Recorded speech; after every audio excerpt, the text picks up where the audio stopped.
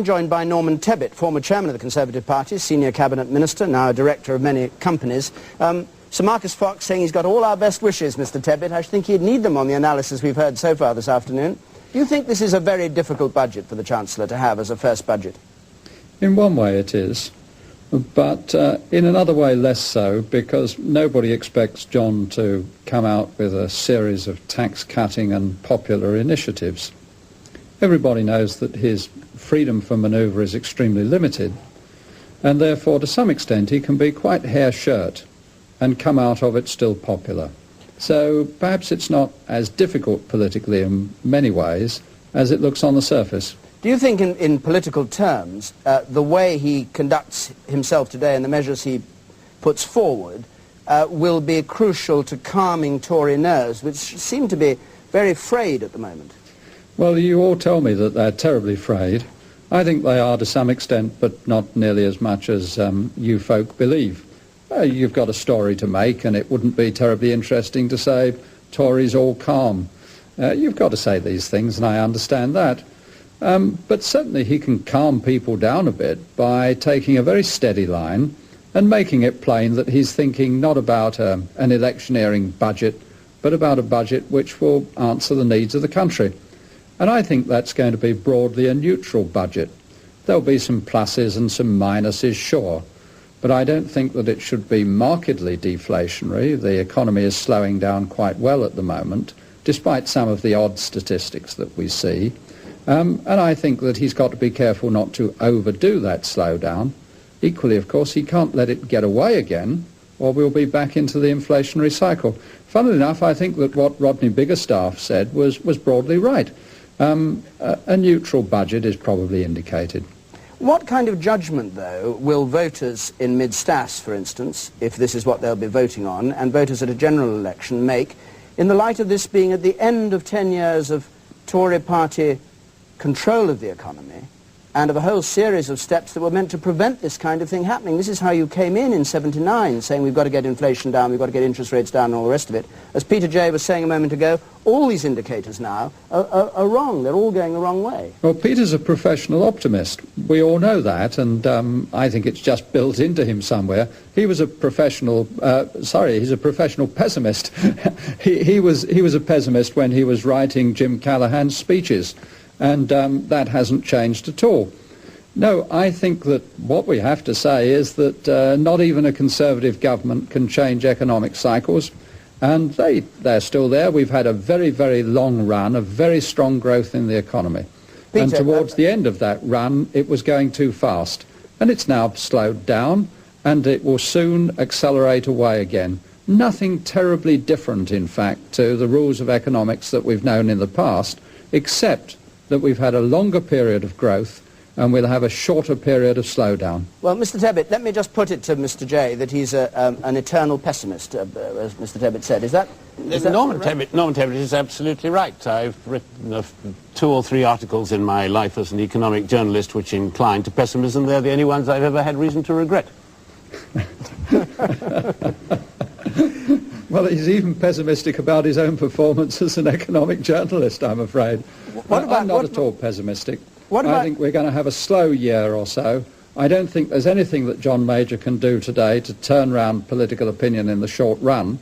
What will make the difference is if he takes any steps today which would undermine the recovery, which will be happening next year. I don't think he's going to take any false steps. And I think that what he does today will almost certainly be to reinforce a recovery which will come towards the tail end of this year and through next year. Now, you're a former chairman of the party, and I won't call you a senior citizen because you're certainly not a senior citizen of the party and maybe have political ambitions of your own still. But do you think we should look at John Major, as he rises in the House, as a potential future leader of the Conservative Party and start making judgments about him on that basis? Well, I think he's a long way away from being the leader of the Conservative Party. I think he may well get to that one day, but I think before then we're going to see the present leader, the Prime Minister, win another election and take us on into the next Parliament. And I think after that we'll begin to be able to settle down and think about who might replace her when she finally decides to hang up her political fighting boots. for my money, I hope that'll be a long time yet. Why are you so sanguine with this 20% lead by Labour in the polls? I'm sanguine because I've seen situations before now. I'll come back to you in a moment, Mr. Tebbit, because we go to number 11, where Mr. Major has just emerged with his dispatch box and his wife beside him. The old British tradition of trying to make something of Budget Day, this was a tradition that, holding up the box, that is, that actually began after the war. The box said to have been made for Gladstone, and said by some not to contain the budget statement, but the Treasury will neither confirm nor deny this. I know of one Chancellor on good information who certainly didn't have the budget statement in the box. It went down ahead, but this is the picture that is traditionally taken. John Major, 47 years old, I said earlier, from an unusual background, a poor family. He lived, 5 of them, in 2 rooms in Brixton. He left school at 16. And he took various jobs, but was always a Conservative, even from the beginning. He went down to Brixton Market as a 16-year-old and stood on a soapbox and put forward Conservative views. It looks as if he's about to have the box taken away from him. He's refused, apart from that brief appearance, to indulge in any of the normal antics of a Chancellor. He hasn't been feeding ducks with his dogs, and he hasn't been seen at the weekend in his sports jacket. And he goes out not from the bottom of Downing Street, where the new gates are that have been put up for security reasons, but down through the Foreign Office and towards the House of Commons. Well, maybe we'll pick him up again a bit later. Now, is Mr. Tebbit still with us, or has he vanished? It looks as though No, I've stuck with him. Oh, you're there. No, he's there. A disembodied voice claimed that he was there. Mr. Tebbit, thank you very much for staying with us. Now, I stopped you in mid-sentence about the Tories party's political fortunes, and I was saying you seem very sanguine and optimistic. Is this just proper professional optimism as a politician? I mean, it must be in some difficulty. No, I think there are some difficulties, of course. But the government has, during the past 10 years, more than once had 70% of the electorate in the polls against it. I think what's different now is that 70% has coagulated more towards the Labour Party because the alliance has committed suicide. That doesn't mean they're any more inclined, when we come to a general election, to elect a Labour government than they were before. And I think as we come towards that general election, and the Labour Party comes under pressure, that views will change.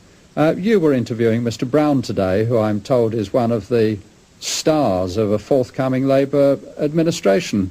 But he wasn't able to give any clear indication of what he would do if he were in the Treasury team. It's vacuous generalities and a general wish that the world was a nicer place. And when you analyse it, there's nothing more to it than that. Mr. Tebbit, thank you very much. Peter.